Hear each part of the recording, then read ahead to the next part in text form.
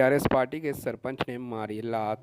जिले विकाराबाद के मरपली मंडल धामस्तापुर गांव के टीआरएस सरपंच जयपाल रेड्डी ने पिट्टला श्रीनिवास नामी शख्स को गांव की खराब निकासी व पीने के पानी के सहूलत के बारे में सवाल करने पर धामस्तापुर के सरपंच जयपाल रेड्डी ने लात से मारपीट की, जिसका वीडियो सोशल मीडिया पर काफ़ी वायरल हो रहा है।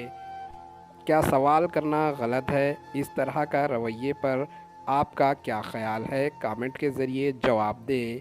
क्या यही सुनहरा तेलंगाना है या यूपी हुकूमत की तरह गुंडा राज है?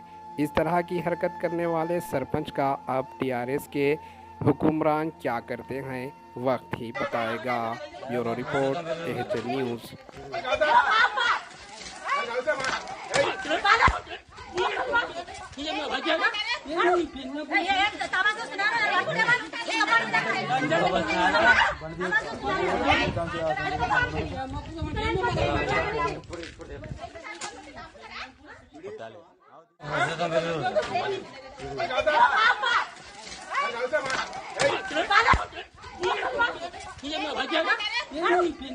हमारे एएचएन न्यूज़ को सब्सक्राइब करिए ताकि आपको नोटिफिकेशंस आती रहे वक्त पर।